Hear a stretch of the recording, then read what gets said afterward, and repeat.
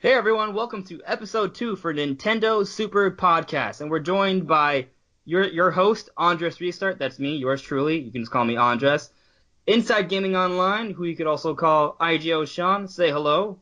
What's going on, Andres? Pretty good. Then we have NintendoAndy, who we'll probably just call Andy. Hey, how's it going? Thanks for having me back. I can't wait to talk about some Nintendo. And then we have the now newly named, but still the same person, Monolith Gaming, also known as Sean. Say hello. What's going on, everyone? Cool. So we're all here, and there's tons of stuff to talk about. What we're actually doing this time around is we're going to try to structure things a little bit. Hopefully we can move things faster, but effectively, and keep things interesting. So we have 4 topics today. The first topic is going to be about the growing Nintendo Switch lineup, and then later on we'll talk about the whole voice chat issue that we're hearing about from Nintendo and how they're going to work that out. And then later on we're going to talk about the Nintendo Switch and all the negative media and everything that's going around that. And then we're going to talk about Zelda, Breath of the Wild. Some really interesting information has come out over the weekend, and I think that warrants a whole discussion about that in and of itself. So what we're going to do is that we're actually going to have a timer for each topic.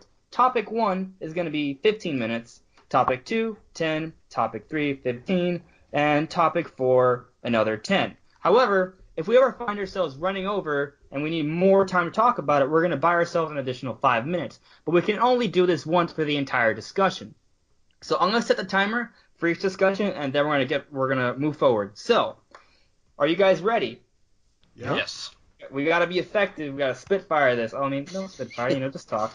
So here we go. All right, timer is on for the growing Nintendo Switch lineup. So, I don't know if you guys have noticed, but we're pretty much getting announcements like almost every day for the Nintendo Switch. New games all the time. They're maybe not the big, third-party AAA Western developer games, but the lineup is still growing, and we're still in January. Games are getting announced every day, and we're still not even at E3. I mean, so what do you think, guys? What's going on? Well, I guess I'll start the conversation first. Yeah, there's been a lot of games that's been announced over the last couple days. I mean, of course, we had the Fire Emblem Nintendo Direct, and they announced 2 Nintendo Switch games, one for 2018 and one coming this year. And one of the big things that I liked that they announced was from Nicalis. They announced quite a few games, including 1001 Spikes, Yeah. and one of my favorites, Cave Story, which I'm a huge fan of, so I'm definitely looking forward to that. And there's like this Hydra sort of game as well. Mhm. I don't remember the exact topic, but there was like this leak that showed the UI, like a black version of the UI for the Nintendo Switch, and there was 4 games, 2 of which you just talked about. Mhm. One of them's a launch title, right? I think it's Yeah, The Binding of Isaac, which is a game I Binding of actually put on pre-order the other day. So Looking what forward is to that? it. Is that a completely new game, or is it a port with upgraded features? What's going on with that? I think it's a new game, but I also think that it's got some of the other games that came out thrown into it. And, of course, there's been a crazy backstory to The Binding of Isaac. But it's a game I'm looking forward to.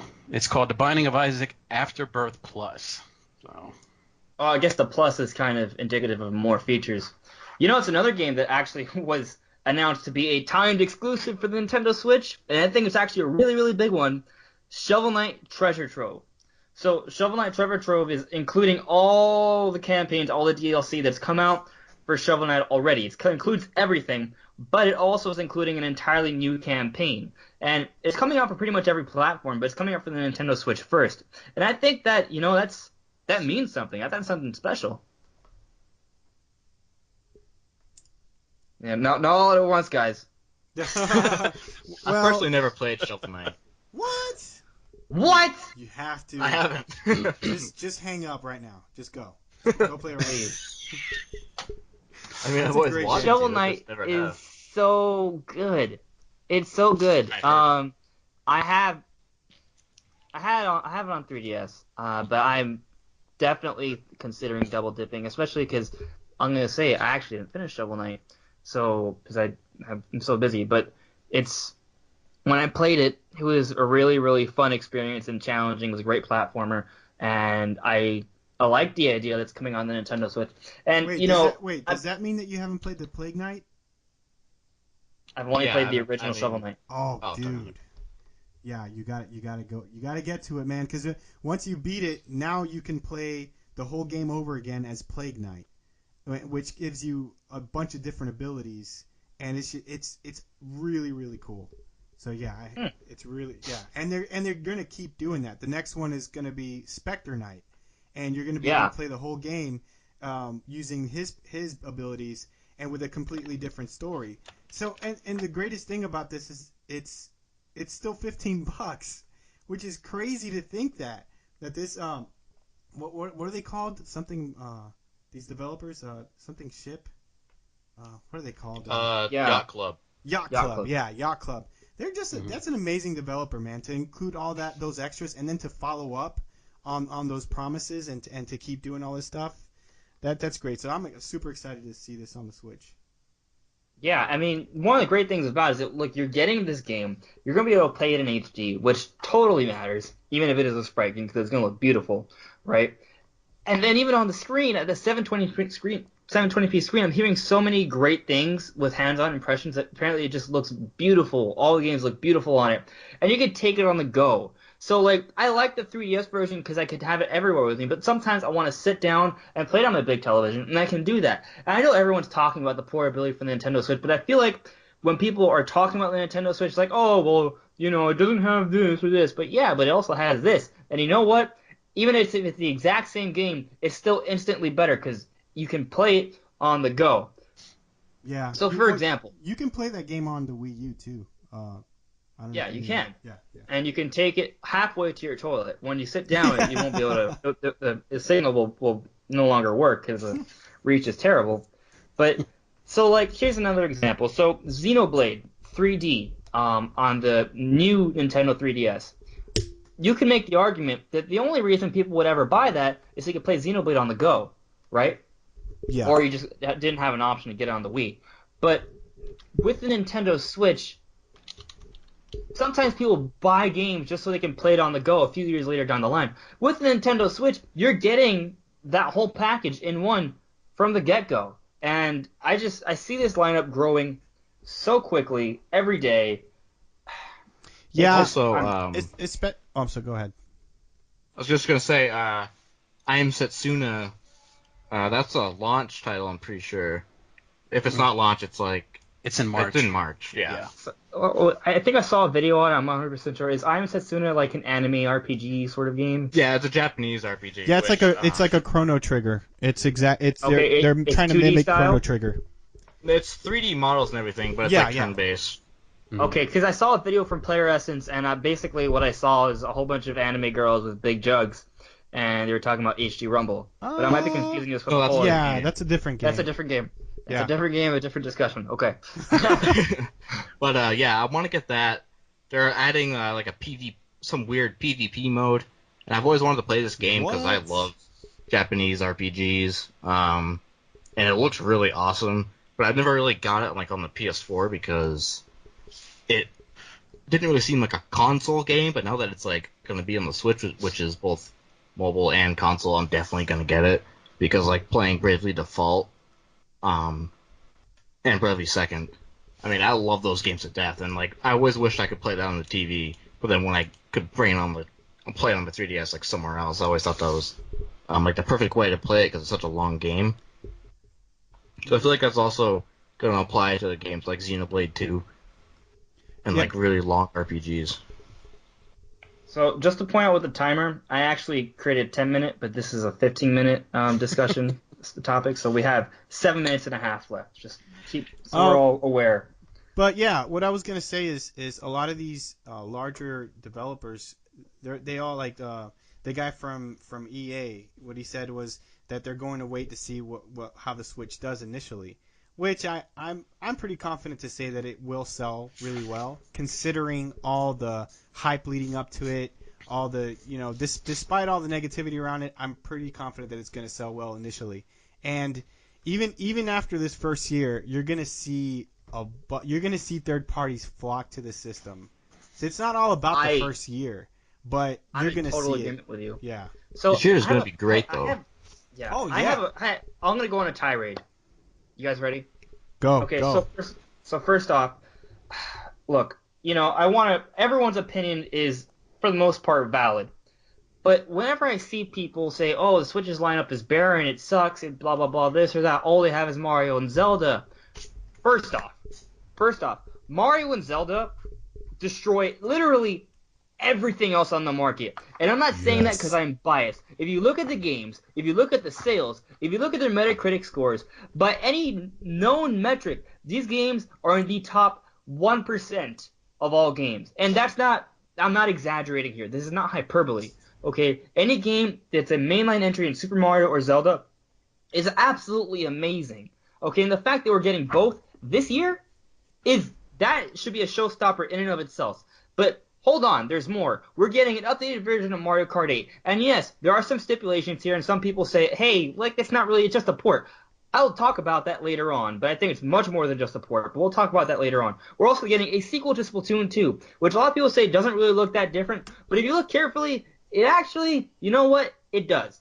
Okay, not only that, we're getting Xenoblade Chronicles 2, and everyone is overlooking this game. This is a sequel to the best Japanese RPG from last generation. That also is not hyperbole. Yes, you could argue maybe it's not the best, but in terms of overall critical acclaim, it is the best. Yep. And it is, in my opinion, the best game of all time. Yeah, it is an amazing game. And that is also coming this year. People are saying, oh, it's not coming this year, but it's slated for this year. What, are you going to just discount it because you just discount it? Isn't that kind of like a moving the goalpost sort of thing where, oh, it's not coming, but it is coming.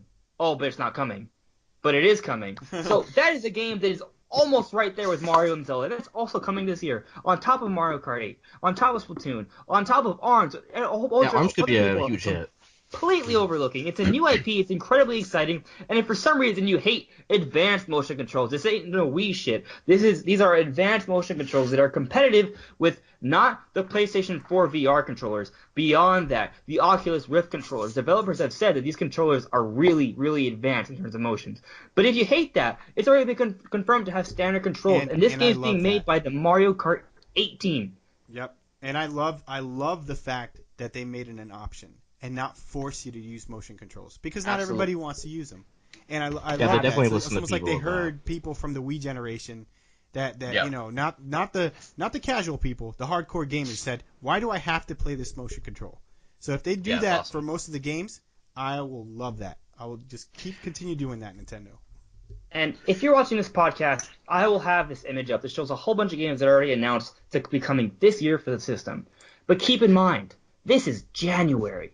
We're in January. I think back to the Wii U days, and people were like, oh, there's only 6 games coming. Oh, but if only there's 1 or 2 more coming. We have 60, 80 games already coming, and we're in January. In February, there's going to be games announced. In March, there's going to be games announced. In April, in May. And come E3, the big ones are getting announced. And we already have pretty good reason to believe that a mainline Pokemon game and Smash Brothers are slated for this year as well. So I don't know how you can think this year is going to be bad. The only reason people are thinking this year is going to be bad is because they're looking at the lineup, and they're saying, oh, there's nothing else coming. Except games are going to get announced every day until the end of the year. Yeah, one thing that I think a lot of people are overlooking with the Nintendo Switch is that the system is not limited to just one thing. If you like motion controls, check. If you like portable gaming, check. If you like home console gaming, check. The system is like a combination of everything, and it just doesn't limit itself to one audience. It opens itself up to pretty much everybody out there. The casual gamer, the hardcore gamer, the gamer on the go. And a lot of people are overlooking that. They're too busy worried about power and specs. And I don't understand that. Well, I mean, I do think in some ways it's a valid concern, because look, from what we're getting, it's looking like the system is going to have the best first-party support we've had in a long time, because Nintendo's unified their divisions. So a lot of the handheld teams are working on HD games as well. But the entire span of the Wii U era, Nintendo was adapting to HD gaming. So even though a lot of people defend the Wii U's games, and I did like them, this is kind of the worst of Nintendo, because they were going through this entire learning process with HD development. But now that they've streamlined their development process, they're adapted to the HD environment, and that they've unified their development, everything, all their development teams are under one house now. They're going to be able to create more games at a greater rate, at a higher quality. And we see evidence of that with Super Mario Odyssey, Xenoblade 2, and The Legend of Zelda Breath of the Wild. And all those games are looking to be the best of their genres this year, or be at least competing for it. So Nintendo is coming hard, and it is looking like the Switch is getting a lot of great indie games. And it looks like the Japanese support is kind of there, but you're right. The people that are complaining about the lack of AAA Western third-party support do have reason to be concerned.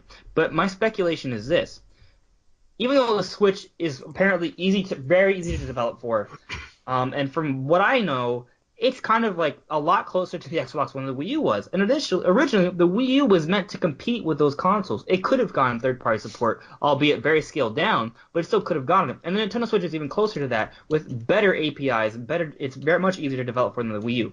But not even counting that, what happened with the Wii U, third parties were completely pushed away, completely scared. And I've read some, developers, I read articles about how they felt during the development process, and it was just so hard to develop for the Wii U. Not only was the system underpowered in some ways, and there were certain bottlenecks, but the languages were really hard. Just coding was an incredible pain, and communicating with Nintendo was extremely difficult because they needed to communicate with the American devs, which then had to go back to Japan, get a translator, translate it back, and then relay the message. And that took over a week, and it made things incredibly hard to develop for the Wii U. And because the Wii U wasn't selling, and because it was so hard, it just wasn't worth it for third-party developers. So all of them left. So the entire Wii U was it was a hellstorm for developers. So now developers are looking at the Switch, and they're kind of holding back. They want to see how things pan out, and if it starts selling well, then maybe they'll start putting on their games. It's not because the system's underpowered. It's because of the Wii U. And if Nintendo can have a really great year, then I think even the AAA Western developers are going to start to put their games on the system. That's just what I think. You make good points, and to back up those 2 points... Timer's up. Do we want to extend? Yeah, I want to...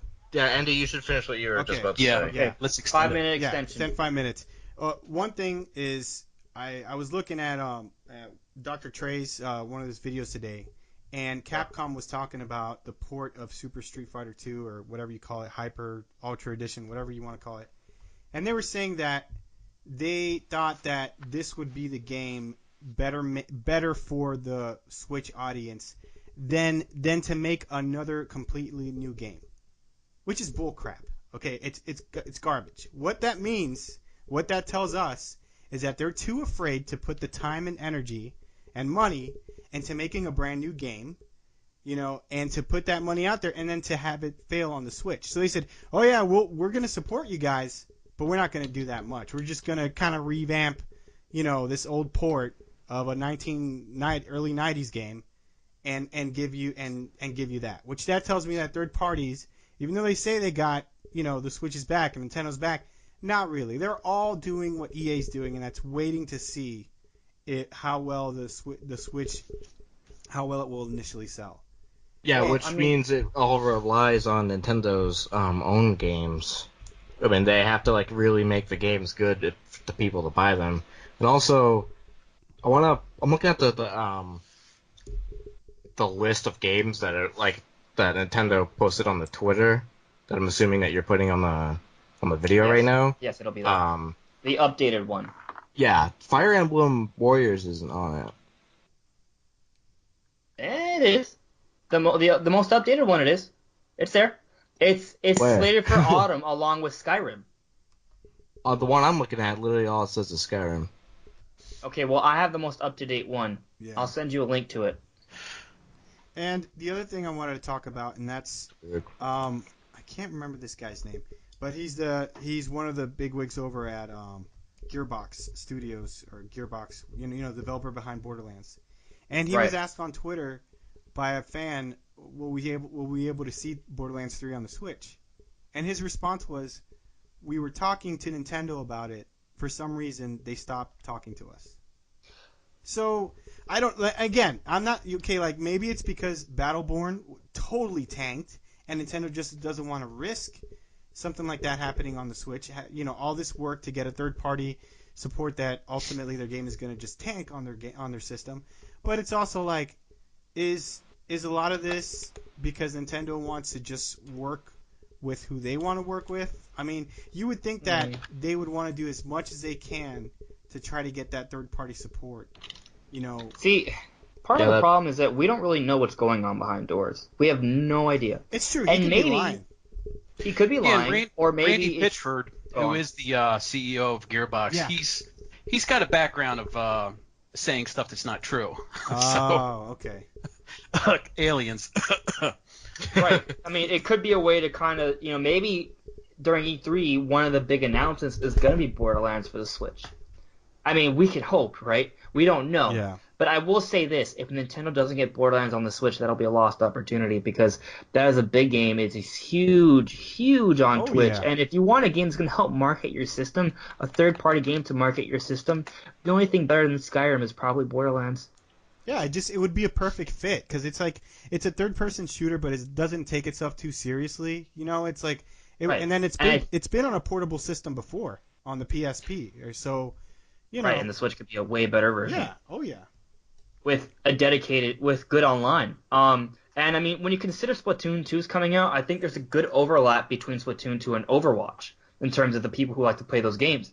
So I'm not saying this as a way to say that you should only have one on the system. I'm saying that if you get Splatoon 2 and a well-timed Overwatch on the system, that audience is going to flock to the Nintendo Switch. Oh yeah. So, I have no idea what I'm going to say, actually. I was going to say something cool, but I forgot. One of the things that I do like is that there's so many indie developers developing for the Nintendo Switch, and to be honest, over the last couple of years, I've actually played indie games that blow away like AAA games. They're just, to me, maybe it's just because I'm older, but a lot of them are funner, like Shovel Knight. It's an amazing game. It's a throwback to the NES and Super NES days. And sometimes, hey, I'd rather play that than a Call of Duty game. Yeah. Yeah, I mean, I hear you. I think there are some really great indie games, and I think the Switch may be the go-to system for indie games, and that could build really well for the system. It could build really well, and people may play more indie games on the system, especially since you can take them on the go. On the go. It's a big deal. All right, so we have hit our 5-minute extension for topic 1. We have two options. We can move on to the whole voice chat issue, try to seamlessly transition this topic, or we can opt to take 5 minutes away from topics 2, 3, or 4. I say let's move on to the chat. Yeah, let's move on. All right, let's move on to the voice chat issue. Okay. So, a lot of people have been complaining about the potential bad Switch Year 1 lineup, which I completely disagree with, as we've already pretty much voiced. But we also, I'm starting the timer now, have been hearing a lot of issues with, well, we don't know, but Reggie, there was a few interviews, and Nintendo talked about what they're planning on doing with their whole online service, and basically what the detail is kind of like a companion app. Well, I'm calling it a companion app. We really don't know, but they're saying that they're going to run all of their online services through this app, including voice chat.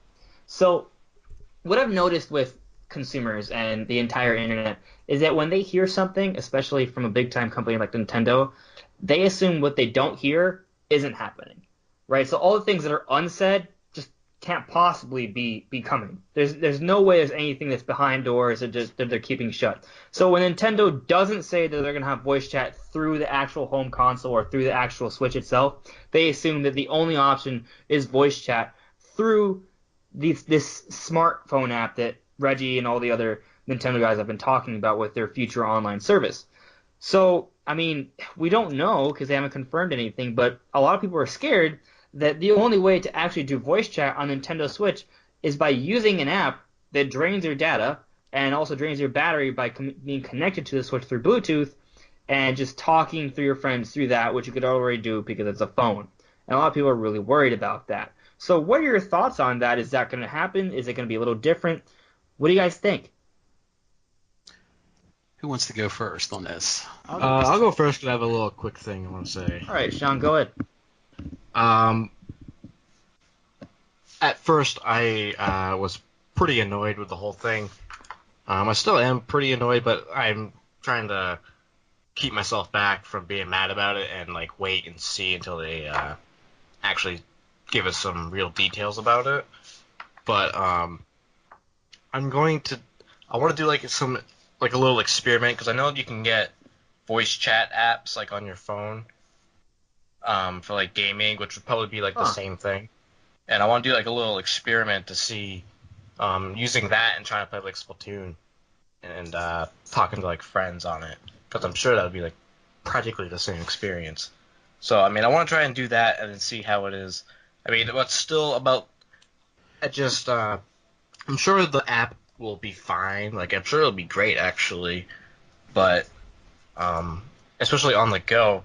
But at home, it doesn't. It's not very practical, and I've had to do similar things before using like different controllers for the Wii U or like when I'm on the PC when I didn't have a headset for my computer. It was not very fun because you'd always have to like keep them plugged in, make sure they're not off, or make sure like nothing glitched and you're like kicked out of the party or because your phone like closed the app for no reason or something like that. And I don't know. I What really happens wish if that they someone would say calls you? something new. Yeah, And that what too. happens if someone calls you while you're using the app? You Yeah. know, like when you're gaming on Xbox or PlayStation, you're using your voice chat, you have the ability to have your phone on the side. So if someone texts you or calls you, you can opt to ignore them or, hold off on that conversation until you're done with your online match. But if you do this through this app, that isn't possible. So we have two. So we gotta make two. We have to make a decision here.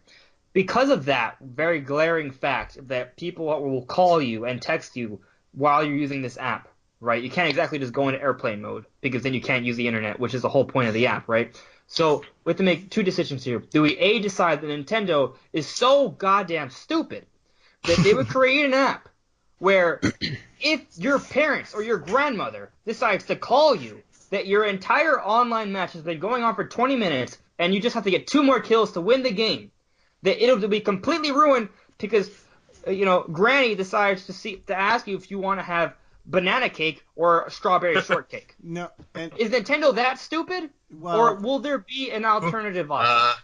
Well, look, and I'm gonna go next because I'm quite opposite from Sean's point of view, and that's that. When I first heard it, I was like, oh, okay, that could work.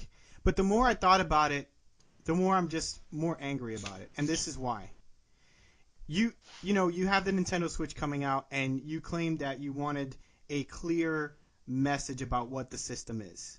Yet, instead of like saying a clear message of what were the most important things that everyone was looking at, which the Wii U did horribly, was online, like matchmaking and chat and everything and friends list. You decide to just say something like Reggie did. Oh yeah, this.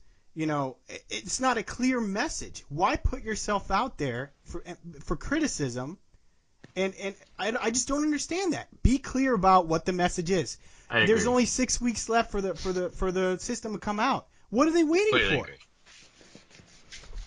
Well, I see what you're saying, and look, I think what's most important is to give a clear message of the main idea for the system, and they succeeded in doing that. But I do think there is definitely some merit to, or at least reason for criticism here, because we don't understand exactly what's going on with the system that we've already pre-ordered. And I think that in a best case scenario, in a perfect utopian world, we should know everything about the system going forward. But the fact of the matter is, certain things like online connectivity and all those sorts of features, whenever it comes to console launches, they're never entirely finalized. Even with Xbox, they're never entirely finalized. There's always things to work out. I don't remember if you guys remember with Xbox One. Then they shouldn't have said anything. Then he shouldn't have said anything. Oh, maybe you're right. Maybe it's a PR issue. All he did was just leave himself open for criticism, because as soon as he said that, oh my gosh, the internet went ablaze. And it's not like I'm saying it does sound bad. I'm not going to say it doesn't. But at the same time, I could see the merits behind it, because if you even a lot of people are like, well, you could just call your friends. Yeah, but everybody that you add on your friends list, like on your Xbox Live account, they're not you don't have their phone numbers.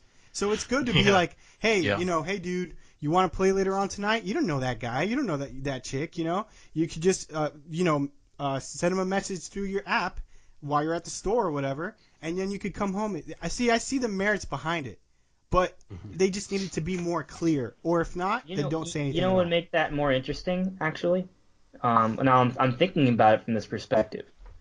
So, what if this app can actually take advantage of your normal phone service? So what if, when you're, setting up everything online, connecting, matchmaking, all that stuff is actually done with the data, right? But when you're actually communicating people, somehow they can link up multiple people that you don't have on your contact list and speak to them through a normal phone line. Is that possible? I don't understand how the technology works. Would that be possible? It might. I'm not sure either. Because some people don't have unlimited data, so that is kind of an important thing. Like, if you can route that through your normal calling, your normal minutes, which people don't even have minutes anymore, but you know what I'm talking about, like, that would remedy some of the problems. So there's that to consider. I do think we have to see the app. I mean, looking at the Nintendo Switch itself, I was one of those people that was thinking that it was smarter for Nintendo to come out with a dedicated home console, right, and not this portable system because it would bastardize their handheld sales. That's what I was thinking, right? And when I heard the Eurogamer report, I thought, wow, this sounds really, really bad, right? But once I saw the system and I realized that Eurogamer report was essentially entirely correct, I realized something. The way Eurogamer painted the picture, even though they weren't lying about all their information, when I finally saw the system, it clicked, and I saw the way Nintendo was doing it, the Nintendo way of doing things, and it worked. So maybe the same thing may apply with this whole app. Like, right now we're thinking about it, and from the little we've heard, it doesn't sound very good. But Nintendo, they have some really smart people working for them. Maybe when they finally show this thing off, it's a lot better than we think it is. Well, I'm going to play the devil's advocate on this whole thing because this is what I've been thinking about over the last week or so. When I first heard about it, I wasn't mad about it, but I was like, this is very weird. Right. And then I thought about what they can do because I know that Dina is going to be working with Nintendo as well with this app. Right. And they're basically smartphone guys. Yeah. And I don't know if Nintendo's trying to do something to where you can basically have chat everywhere. If you're sitting at home, normally someone like me, if I'm at home, my phone is hooked up to my Wi-Fi. So I'm not going to have to worry about, sucking anything off of my data plan with Wi-Fi. And then when I leave the house, it just goes to, my data plan. But the thing that just keeps me going back to this whole deal of where I think that your smartphone and the system it's that airplane symbol on the Switch. I still don't know what that's for. And it has to do with we've hit our this time. App. So yeah, I mean that airplane symbol is weird. So do you think you could transition this topic into our next topic for Nintendo Hate smoothly? Let's do it. So a lot of people are hating on Nintendo for a number of things with the Switch. I mean, typically with console launches, there is a lot of negativity or questions or concerns. I mean, I remember when the Xbox One came out, there was so much negativity around that system, and Microsoft has worked really, really hard to kind of get things in order. But I mean, let's look at the reality here. The Xbox One is not doing that well compared to the PS4, and a big part has to do with how well the internet received the Xbox One. So there's a lot of negativity going on about the Nintendo Switch presentation. At least we're hearing a lot of that. And with this whole voice chat thing and the whole mystery behind it, if it is going to be a really bad app or if it's not going to work well for people who are accustomed to normal voice chat on other systems, there's a lot of people who are really worried, really concerned, and a lot of people that are just talking straight up trash. And a lot of it has to do with journalism, people just trying to get clicks and bait people in just to make money and raise up their naming. But I don't know, there's a lot of negativity surrounding the system and the launch. I have my thoughts on it, but before I get into it, I want you guys to talk about it. So, IGO Sean, I know you feel very strongly about the negativity surrounding the industry as a whole right now. He put a nice video about it today. I saw the video. It was nice. I saw it. I saw it earlier. I thought that was very good.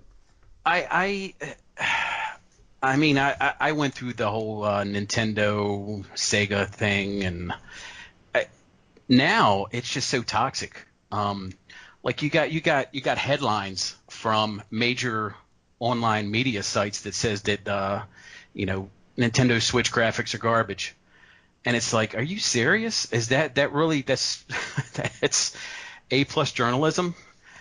And it's I've found over the years that it's people are going to start making say bad stuff about systems that 90% of the time they're not even going to buy. They did it with the Wii. I remember when the Wii was about to come out and everybody was saying that it's a piece of junk, it's underpowered, nobody cares about motion controls, and it ended up selling more systems than a PS3 and Xbox 360. But it just seems like this 2017, when you're negative, you get more hits and you get more subs, and I think a lot of these people are forgetting about the true reason for gaming, and that's just for people to have fun. And it's splitting up communities, gaming communities, and I for one, as a Nintendo fan, I'm tired of the Nintendo hate. It just seems to get worse and worse as days go on, and people are forgetting about the goods about the Nintendo Switch, what it does, and they're just concentrating on the bads, or they're just making up their own bads, and it's getting old. To me, it's just getting old. Yeah, I hear you. There's YouTubers that's how they make their living, man, bashing Nintendo. Yeah. That's how, and you see them with 10,000 views every video, and all they're doing is just bashing Nintendo. It's like, I don't understand it. I really don't. Baby Sean, what are your thoughts? Monolith Gaming.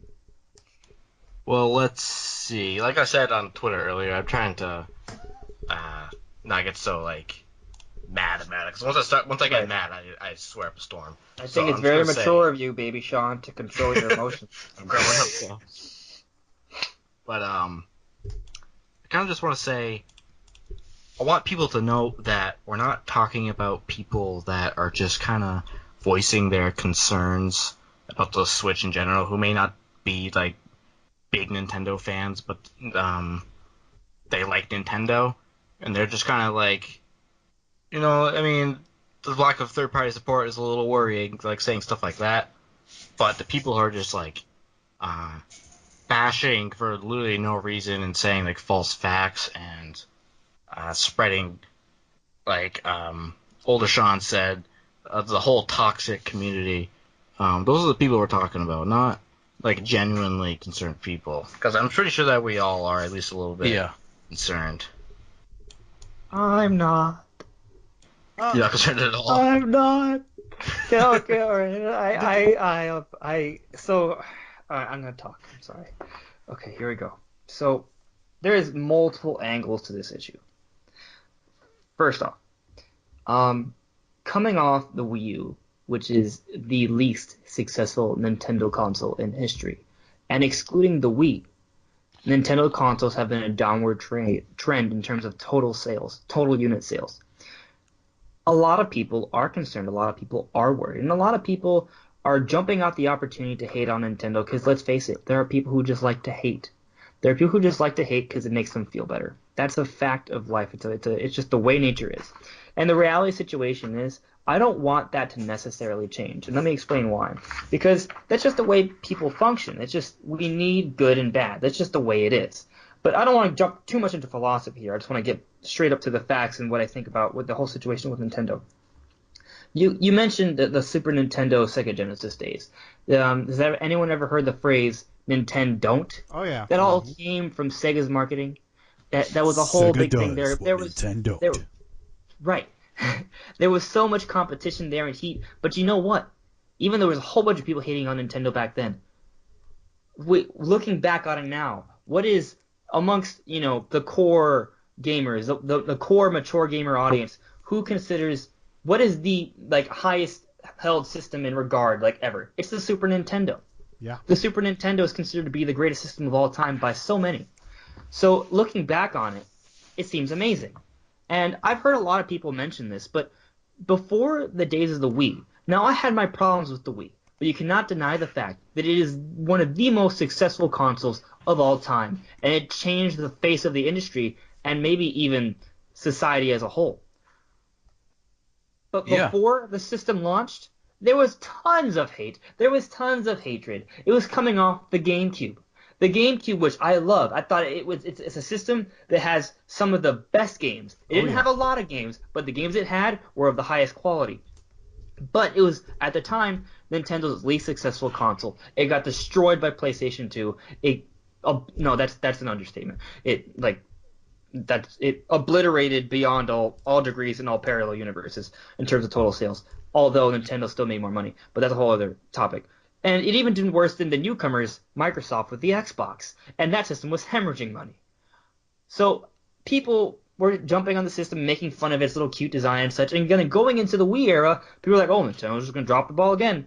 This situation is incredibly similar because the Wii U, least successful console, compared to the competition, destroyed. People were making fun of it. Oh, it didn't have any big games. Oh, all you got is, Yoshi's Woolly World, like whatever, right? And then here you have the Nintendo Switch, which, as a suggested reports are indicating it's not the most powerful system, but I mean, considering everything that's going into it, it may be powerful enough.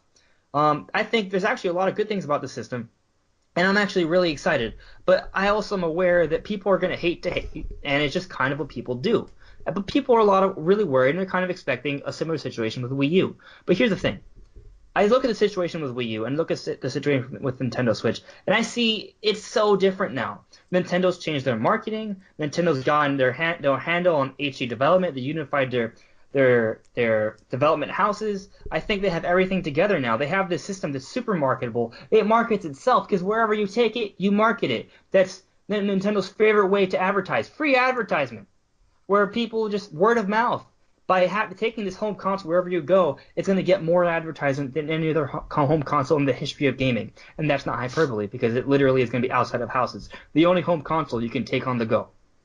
So I think Nintendo has a really good base here. And there may be some issues with voice chat and potential third-party support, but these are all things that can be remedied through time and outputting good first-party content and solid marketing, which I think they're doing really well. So I'm not concerned. But I hear the hate, and I see it, and I feel bad for the people who are just doing it to get, hits. Because, maybe they'll find success today, but I don't think they'll find success tomorrow. I have I'm going to say something a little bit controversial. This does not reflect the opinions of Nintendo Super Podcast. No, but what I'm going to say is most of this hate is coming from PS4 and from Xbox One owners. All right, because think about it. I mean, who else is spewing this stuff? PC owners don't care. They mostly like Nintendo, and the people that aren't really into gaming, why would they have a dog in the fight? So it's mostly PS4 and Xbox One owners. Not that I'm hating against them, and that's the thing. You go to any PS4, YouTube, Xbox One YouTuber. Do you see any Nintendo fans on there, like, bashing them? No. It's only, if you go to any Nintendo YouTuber, you see PS4 fans and Xbox One fans bashing them. I actually have something to say to that. Well, one, I think Nintendo's been in a bad situation lately, so Nintendo fans don't really have much to bash. But also, I think there's another thing to consider here. While I think blind fanboyism is just illogical and silly, I do think that it does exist. However, it's a minority. However, it's a very loud minority. And on the internet, loud minorities roam free. So that's why it seems like there's so much negativity. But it's actually a minority. I think most people are actually generally excited for the system. But there are the haters, and people hear them the most. But I will say this. You're saying there are PS4 and Xbox One owners that are hating on the Nintendo Switch. Why are they? Perhaps they're threatened. Yep. Yeah, and one more thing, to all these people who says that Nintendo's doomed and if the Switch fails, then they're going to go out of business. Let me put this into perspective. 1889. Yeah. Okay, Sony started in 1946. They've been around 70 years. Microsoft started in 1975. They've been around 41 years. Nintendo started in 1889. They've been around for 127 years. Now, if you want to get money-wise, Microsoft's total assets is 193 billion. Okay, Sony is 16.6 trillion, and Sony has a lot of divisions. We're talking about the movie division. They make Blu-ray players. Nintendo's total assets is worth 1.2 trillion. I don't think that a company who has assets that's worth 1.2 trillion dollars is going to be going anywhere anytime soon. Doom since 1889. Yeah. Absolutely right. So enough with the Nintendo is doomed and they're gonna die and they're gonna go third party. Nintendo's not going anywhere. No, You're just gonna have to accept it. They were already. I saw a report a few months ago that they're already working on the next system, on the next home console system. Well, I mean that's pretty typical. Once a console launch is coming, they're already working on the next. Well, but one. that just goes to show you that there's no way that even if the Switch would fail, they're Right. not going to Well, continue. I mean, theoretically speaking, things can go so bad that they decide that it's more marketable just to focus on mobile and something else. But I don't. I'm just trying to be realistic here. Like it is possible, but the odds of that are astronomically low. But I think Nintendo's headed in a great direction. I mean, they have this whole Universal Studios agreement now, and that's going to push their franchises more, their IP more. They have mobile gaming, which pushes their IP significantly. I mean, I brought this up before. Pokemon Go, huge. What did it do to Pokemon Sun and Moon sales? Pokemon Sun and Moon is on pace to be the best-selling mainline entry Pokemon game. It's amazing. So this whole smartphone marketing, incredible. I already mentioned the whole Universal Studios thing. They're going to have a theme park based off Nintendo. That's amazing. Yeah. They are working with Universal Studios, and they're going to have movies. And these movies, I speculate, are actually going to be of decent quality. Will they, though? So, I speculate we won't know. I'm very skeptical. Gauging by the video game movie industry. Hopefully they'll be the first ones. Right, but if there's a Nintendo company that can do, if there's a company that can do it, it's Nintendo. Oh yeah. I mean, look at superhero movies. Who revolutionized the superhero market for movies? Marvel. They came up with a formula, they followed that formula, and they make so much money. I can see Nintendo doing something very, very similar. But we'll see what happens with that. All I'm saying is Nintendo's finding ways to market their IP. They have this Nintendo Switch, which I brought up before, markets itself. I think the Switch is headed in a great direction, and people can hate on it, but you know what? I think it's set up for success. That's just how I feel. I think so, too. I feel... Yeah, I agree, too. I mean, from what I'm hearing about Japanese sales, too, Japanese sales have been through the roof and all around the world. Yeah. So, and just think about it. I mean, a year and a half ago, everybody had pegged Nintendo for just being dead. I mean, we just lost our president. They were showing off very mediocre games at E3. And now, look at what we have for the next year. Well, I think it's just a calm before the storm. I think we're going to enter a golden era for Nintendo. And we could talk about why and how this is all going to happen. But and if you haven't heard it yet, you heard it here first. I'm telling you, we're entering a golden age for Nintendo. And Breath of the Wild is going to be the torchbearer for this new generation of Nintendo. So before we get into our final topic for this discussion, are there any closing comments about Nintendo hate that you guys want to hark on or talk about before? We have about 45 seconds, so do your best. I'll still keep my mouth shut. I just want to say that to people that hate Nintendo, as a gamer, you need Nintendo. To me, Nintendo is the Disney of video games. And just think about a world without Disney. I mean, Disney's a huge company. They like pretty much everything they bring out is gold. Nintendo pretty much saved the video game industry back in the 80s. So whether you hate Nintendo or not, you have to pay your respects to the company. They've changed. They've brought so much to the gaming industry, and that doesn't look like it's going to be changing anytime soon. So yeah, and as a parent, it's good for kids as well. So yeah, for sure. I'm super excited for the Switch. I do want to say one more thing for this topic, though. Yeah, I think we're in general being really positive about the Nintendo Switch. Because let me say something. That doesn't mean I don't have concerns. I do have concerns, but that doesn't mean I think the system's going to fail. I think where things are set up right now, our concerns are valid. We should talk about this whole voice chat issue, because the reality situation is By making our voices heard, Nintendo will hear it. And if something can be changed, they'll change it. So, that I'm not telling people to not be negative. I'm saying to not be blindly negative. Consider everything. Try to be realistic about things. And if you see something that worries you, talk about it. But don't be a fool. Don't hate on things just because. Be real. I got one quick question for everyone. Go. What's your prediction for lifetime sales? Mine's like 30 million. Mine is a lot higher. What is it? I can't even tell you what lifetime is, but I heard recently there's an analyst company that predicted 40 million by 2020, which is only 3 years into the system's life. I'm thinking it's pretty insane. I'm thinking it's going to be closer to 50. And you have to consider something. This system is very marketable. It's going to capture the Japanese market. It's going to capture the handheld portable market. It's going to capture the indie scene. It's going to capture even the home console market. And you know what? With the way Zelda's looking, with the way Xenoblade's looking, with the way Mario's looking, I think Nintendo fans that didn't come for the Wii U are going to come for the Nintendo Switch. So even the Nintendo market is going to be larger than usual. So I'm thinking the system is set up to be far more successful than the Wii U, and probably the GameCube, maybe even the N64. But I'm going to say 50 million by 2020. Yeah. I'm going to say lifetime. I think it's going to beat 3DS because a developer made a point the other day. A lot of Vita gamers are going to be moving over to the Switch as well because we're basically going to have one handheld. And then you factor in the fact that a lot of 3DS gamers is going to be moving over to it. Yeah. So. Yeah. By the way, we're running into our Zelda topic time, so we're only going to have 8 minutes if we end this. Okay, now. real quick. There's 73 million Nintendo consoles sold last generation. So I'm thinking because of the 3DS, because of the handheld, I'm thinking 60 to 70. I'm thinking lifetime.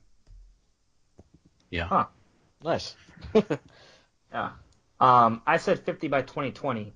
I don't know. I think the sky's the limit with this thing. So I think Nintendo designed this thing in a way that I don't want to talk about right now, but just keep in mind you can put this system into a whole bunch of different things. I think it's very flexible, and all I'm saying is 50 million by 2020. What comes after, sky's the limit. So let's get started with our final topic for the discussion. 8 minutes. We lost time, just so you guys know. So here we go.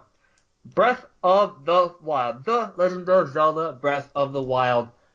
I mean, what can you not say about this game? I'm so excited about it. But let me talk about some information that's come out recently for this game.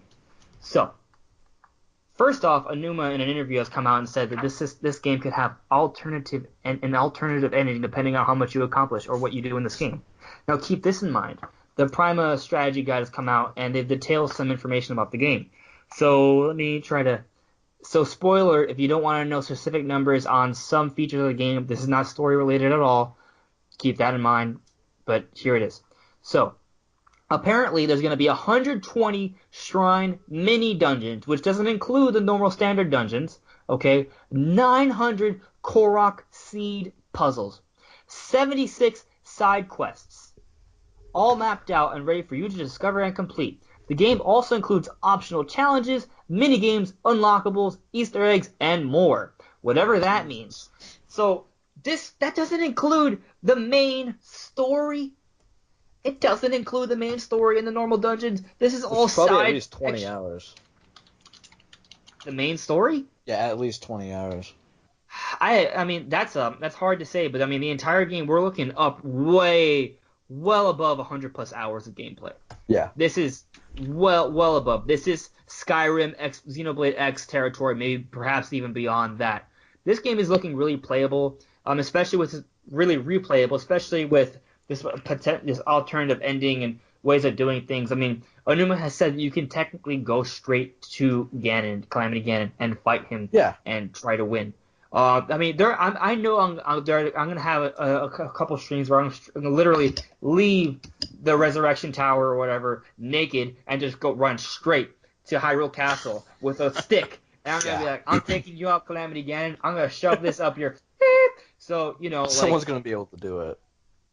I mean, that's going to happen. There are going to be runs where people are going to I beat Zelda in 5 minutes. How'd you do that? Oh, well, I burrowed underground and just used a rocket. I don't know.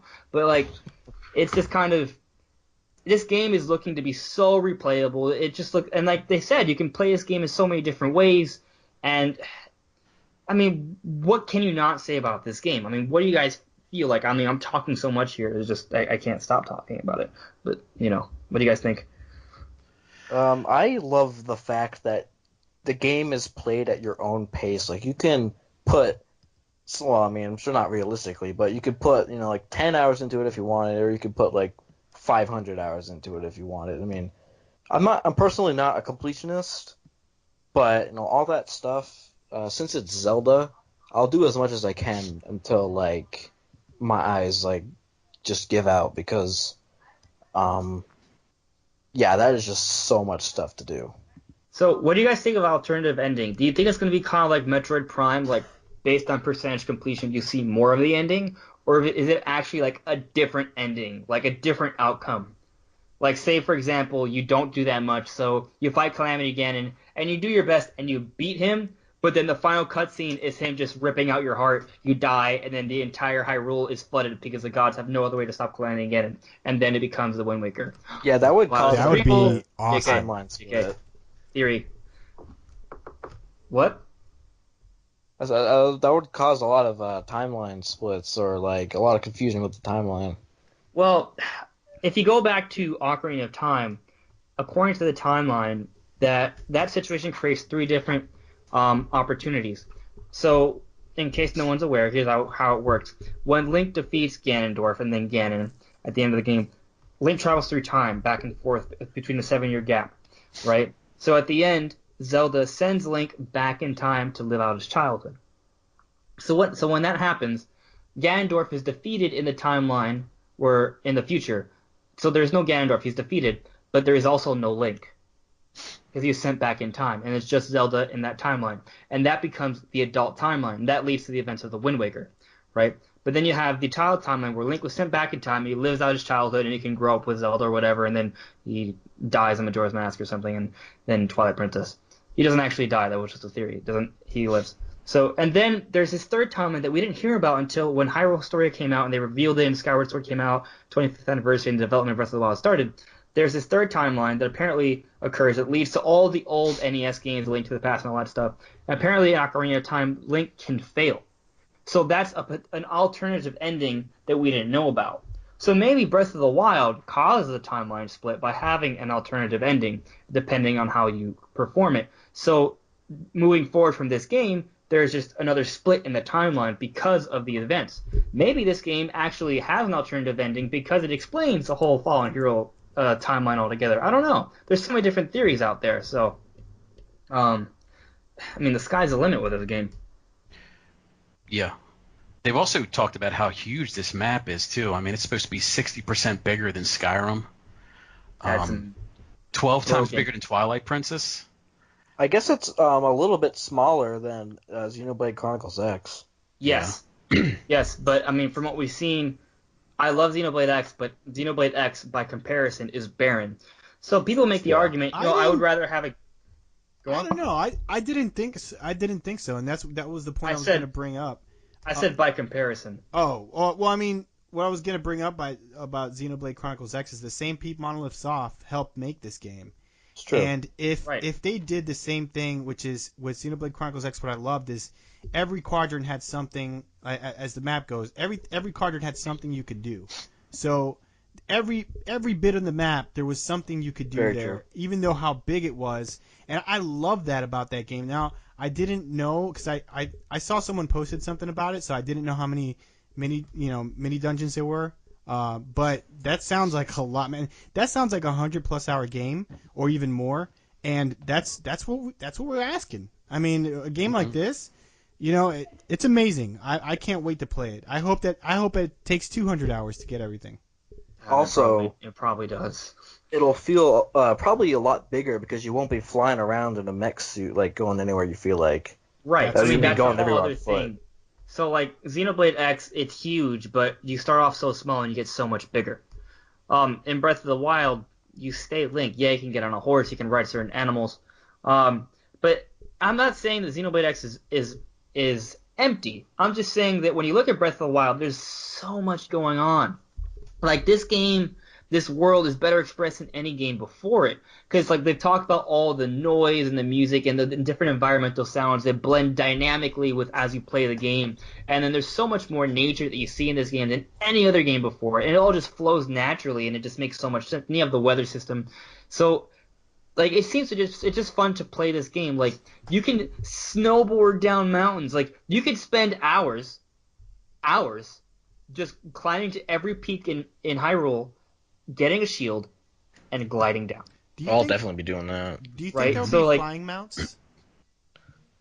Flying what? Flying mounts? Do you think you'll be able to get flying mounts in the game?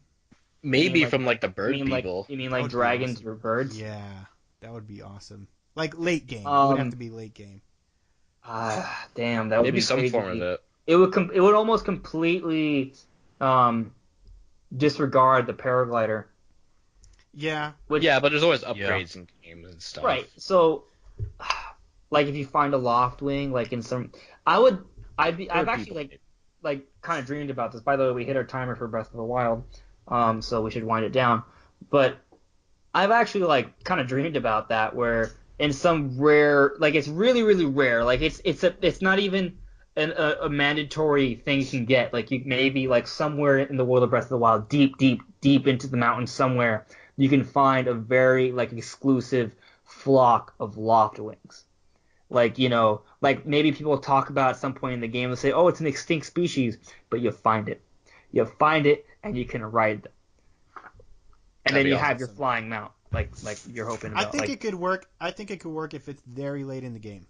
If it's too early in the game, you're right. It kind of just the whole glider thing. It kind of does that away. which is really cool in and of itself, by the way, just gliding. Oh, I mean, yeah. it's almost like flight. So it's really cool. And I think that the world is designed so like intelligently. Like the stamina bar makes so much sense because yeah, you can technically go wherever you want. You're pretty much only limited by your stamina.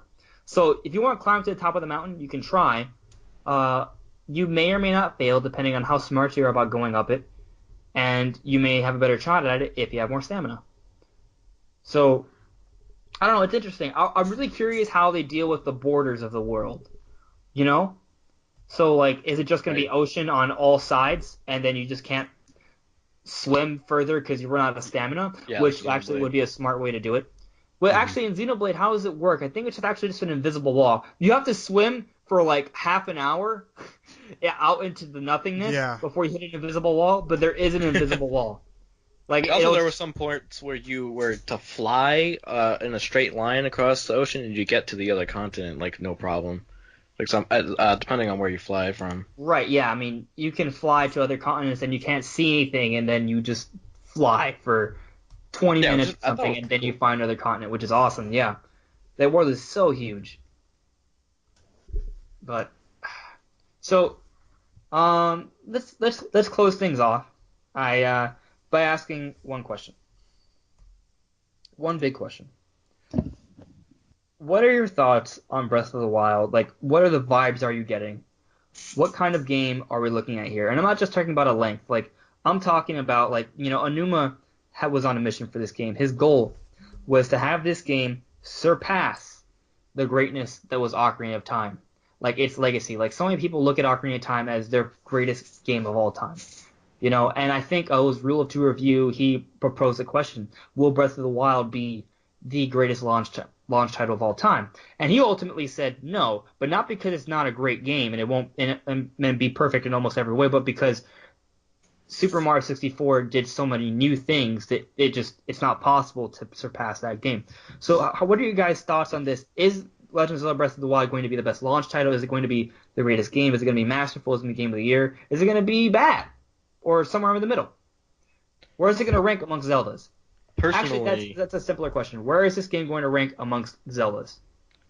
Personally, I am ready for it to be my favorite game ever made because just everything about it looks like everything I love, and I also think it's gonna revolutionize the open world genre, which has become like so stale and dime a dozen. Like every open world game I've played lately is like just all the same, but this looks like it's gonna really change things up.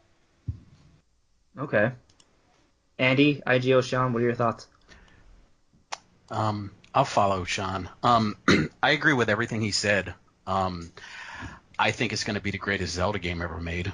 I believe it's going to be Game of the Year 2017 for, the gamers, and it's opened up so many new things in the Zelda universe that, we haven't seen before, being able to jump, being able to climb things.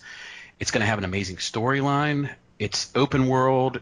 I am so psyched about this game that I pre-ordered the $100 version, but I went back the other day and pre-ordered a regular version so I don't have to open up the $100 version. So, That's really smart. So I am pretty stoked about this game. I'm sinking $160 into it, so I'm definitely stoked about it. I can't wait. I think it's going to be, like Sean said, I think it's going to be one of my favorite games ever made. Andy? I have a feeling like it's eerily similar to when Ocarina of Time came out, and Sean, you might remember this because I'm 32, so I clearly remember. I don't know how old you guys are, but when that came out, 25. 25. When that came out, man, just the hype around it. People don't remember how important that game was when it came out, and the hype around it, and like everybody was playing it. I think this is. I don't know why. I have this feeling that this is going to be even bigger. It's just going to be like. It's just going to define future video games. They're going to look at this game, just like Ocarina of Time did. Yeah, I totally agree. It launched in America November 21st, 1998 for the Nintendo 64. And yeah, I agree. I was just the hype waiting for the game, and when you finally got your hands on the game, you were just blown away. Yeah. So when I was a kid, I mentioned I'm 25 now, but back in 1998, I was 7 years old. But I remember I actually got the game for my birthday, and I think I got the game in 1999 then, so like like 8 months or something after the game came out, 9-10 months, something like that. But I remember this game, Ocarina of Time, and just all the lights in the house are off, so all I just see is this screen emanating, and I see this horse running, and this man on this horse running through these hills in the dark, and there's this moon, and then there's this music that is just so. I still love that. Mystical. Yeah. Like, it was so engrossing to me. Keep in mind, I was probably 8 years old.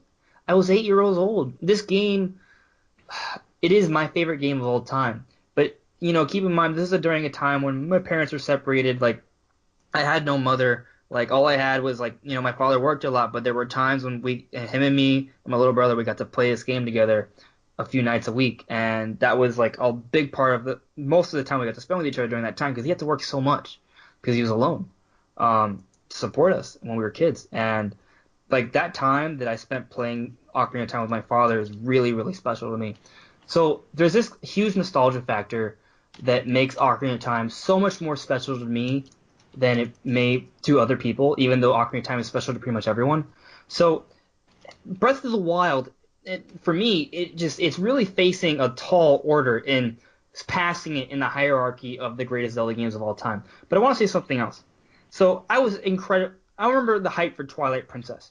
For 2 or 3 years, I was following this game religiously, and I would literally just spend nights or days listening to beautiful orchestral music and just thinking about Twilight Princess. And when it finally came out, and I got it for the Wii, I was so hyped. I was so hyped for it, and I needed to wait for the perfect opportunity to play it. Like, I couldn't play it when anyone else was around. I had to start for myself. And I played that game, and I enjoyed it very much. And when I beat the game, I teared up just a little bit. I love that game. And a lot of reviewers said it was the best Zelda game ever made. But see, there's a difference, though. Twilight Princess was the best Zelda game ever made at the time, arguably, compared to its competition. But it still wasn't better than Ocarina of Time, because when Ocarina of Time came out, it was so much greater than its competition. It stood out so much. Twilight Princess didn't stand out as much as Ocarina of Time did. Do you understand what I'm saying? Yeah. Mm-hmm. Yeah. Right? I so agree. Breath of the Wild may be, it is going to be the best Zelda game ever made on paper, right? But will it stand that much further above its competition like Ocarina of Time did? And that's a really tall order, because, developers have caught up. They are so amazing now. And what Nintendo's doing with Breath of the Wild is really special. Like, Nintendo's falling behind. They're no longer on top of their game. But Breath of the Wild may be the game that shows the world Nintendo's back on top in terms of development, in terms of creating the most amazing, magical, masterful experiences. And from everything that I'm seeing, how smart the game design is for this world, if there was ever a way to revolutionize gaming without it being virtual reality after the days of the N64 3D era and such, like, this could be it. Like, the design seems so intelligent, and there's so many little things that are doing so well. They may smooth in together and just work eloquently. And I'm just so excited for this game. But, I mean, if there was a game that was going to surpass Ocarina of Time, this is it. Yeah, I mean, that's agree. all I kind of like I look at I love Twilight Princess. It's a very great game, but I've always felt that, and I'm sorry I never played Skyward Sword. I'm sorry I never It played has a great story, but I understand. I don't like the motion controls, but I've always wanted to feel the same feeling. I know it's hard to feel that because it's seeing Zelda for the first time in 3D, that was a huge deal, just like seeing Mario for the first time in 3D. But I feel like this game is going to be closest to that feeling. I don't, that's the way I feel about this game. It's going to be remarkable. Yeah, I mean, I think it's a game of the year candidate. Worst case scenario. That's a worst case scenario. Yeah. Game of the year candidate. I like that. So, all right, everyone. I think we've run this discussion its full course. I hope we were a bit more efficient with the timing this time. But again, everyone, if you're still watching up to this point, thank you so much for watching, listening to this. I really hope you enjoyed the video. If you have some opinions on what we should do with this podcast or questions that you may want us to answer in the next show next week, please voice your opinions and thoughts and questions in the comments below. So everyone, please check out Inside Gaming Online, Monolith Gaming, NintendoAndy, and of course myself, AndresRestart. I hope you enjoy our content. I hope you enjoy this podcast. Everyone, say goodbye. See you, everyone. Game on. See ya. Thanks for listening. Peace.